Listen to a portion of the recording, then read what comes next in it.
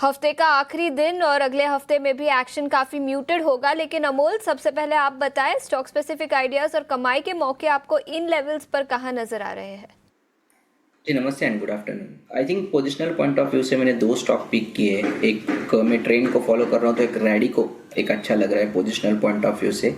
2545 के आसपास है अभी भी। पोजिशनली टारगेट निकल के आ रहे 2700 तक के और स्टॉप लॉस उसका रहेगा 2485 का। इंटरेस्टिंग स्टेबल फॉर्मेशन है, higher high higher lows comfortably लग रहे हैं। 20 डे सिंपल मूविंग एवरेज के आसपास स्टॉक सपोर्ट ले रहा है। रिवर्सल भी काफ़ी प्रॉमिसिंग है। सो ओवरऑल अगर हम टेक्सचर देखते हैं तो पोजिशनल पॉइंट ऑफ व्यू से ज़रूर ये बाइंग मोमेंटम कंटिन्यू रहेगा। ऐसे फिलहाल तो चार्ट्स पे दिख के आ रहे हैं। दूसरा मैं एक मुथूट फाइनेंस के साथ जाना चाहूँगा। 2070 के आसपास मैंने पिक किया था। 2175 2200 तक के पोजिशनल टारगेट निकल के आ रहे हैं और स्टॉप लॉस उसका रहेगा 2020। एक प्रॉमिसिंग रैली के बाद स्टॉक करेक्शन में था, यहाँ पे एक सपोर्ट लेके एक रिवर्सल फॉर्मेशन बनता हुआ दिख के आ रहा है। मुझे लगता है ओवरऑल सेटअप अच्छा है। अगर ये रिवर्सल कंटिन्यू रहता है तो आने वाले दिनों में एक टेक्निकल बाउंस बैक स्टॉक में देखने को मिल सकता है।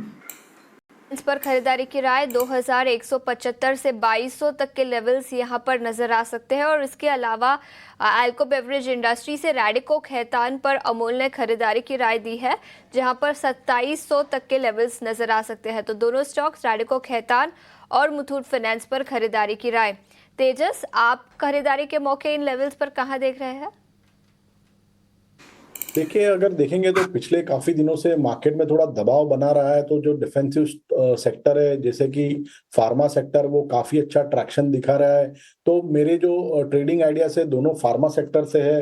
पहला जो स्टॉक है वो है लुपिन लिमिटेड। लुपिन लिमिटेड में हम देखेंगे तो रिसेंटली ये स्टॉक ने एक डबल बॉटम पैटर्न बनाया था करीबन 1980 से लेके 2000 के बीच में, और रिसेंटली 2160 के ऊपर ये स्टॉक ने एक फ्रेश ब्रेकआउट दिया है और एक मूविंग एवरेज क्रॉसओवर भी हमने स्पॉट किया है डेली चार्ट पे। तो मुझे लग रहा है कि ये स्टॉक जो अपना इसका प्रीवियस स्विंग हाई है 2312 का, वहां तक जा सकता है। तो करंट लेवल पे यहाँ डिप में खरीदारी करिए लुपिन लिमिटेड में। इसमें आपको स्टॉप लॉस लगाना है 1814 का। और पहला जो टारगेट रहेगा वो रहेगा 2290 का और दूसरा लक्ष्य रहेगा 2340 का। और दूसरा जो मेरा स्टॉक है वो है सन फार्मा लिमिटेड। सन फार्मा में भी अगर देखेंगे तो ऑलमोस्ट 15 से 20 दिन के कंसोलिडेशन के बाद पिछले दो सत्रों से हम ये स्टॉक में एक लगातार बाइंग स्ट्रेंथ देख रहे हैं। मूविंग एवरेज क्रॉसओवर भी आया है और वीकली चार्ट सेटअप में भी काफी अच्छे कंसोलिडेशन के बाद एक फ्रेश ब्रेकआउट आया है। तो सन फार्मा में आप करंट भाव में या डिप में खरीदारी कर सकते हैं। इसमें आपको स्टॉप लॉस लगाना है 1814 का। इसमें पहला लक्ष्य रहेगा 1915 का और दूसरा लक्ष्य रहेगा 1960 का। फार्मा दोनों ही स्टॉक्स फार्मा सेक्टर से सन फार्मा पर खरीदारी की राय 1915 से 1960 तक के लक्ष्य नजर आ सकते हैं। और लुपिन पर भी तेजस ने खरीदारी की राय दी है। देवांग, आपके कॉल्स कौन से होंगे?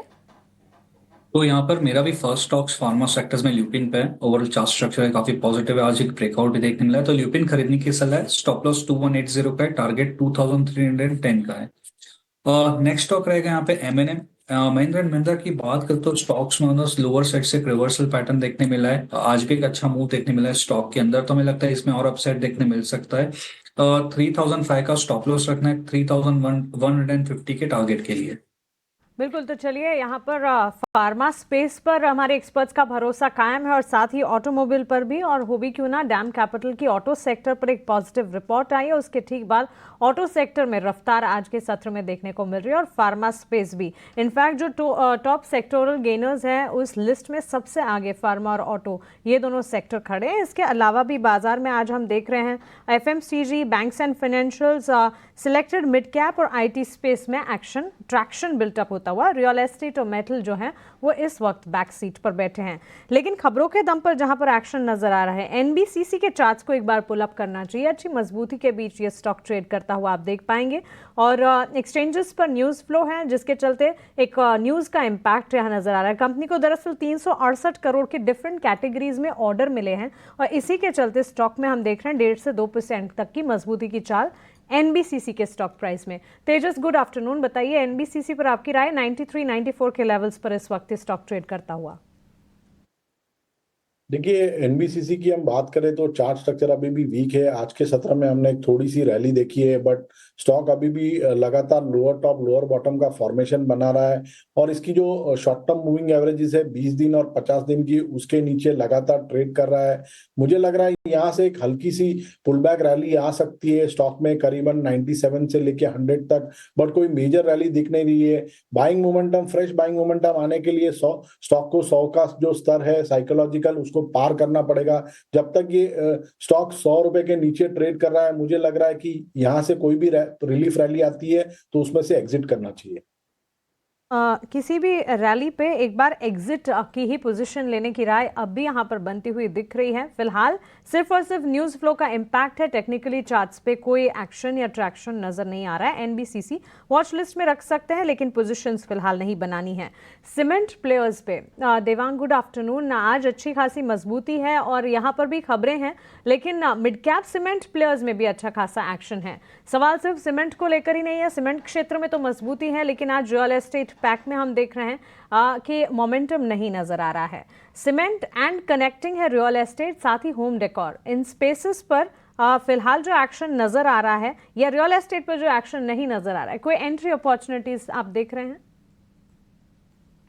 में देख सकते हैं ओवरऑल रियलिटीज और चार्ट स्ट्रक्चर काफी पॉजिटिव है। हाइट ऑफ कैपिटल स्ट्रक्चर में स्टॉक अभी भी ट्रेड कर रहा है। आज एक करेक्शन के बाद वापस एक रिज्यूम अपसाइड रिज्यूम किया है, माइनर करेक्शन के बाद एक अपसाइड रिज्यूम किया, तो आई थिंक इसमें और भी अपसाइड देखने मिल सकता है। 2394 के अराउंड लेवल्स हमें देखने मिल सकते हैं 2265 के स्टॉप लॉस के साथ।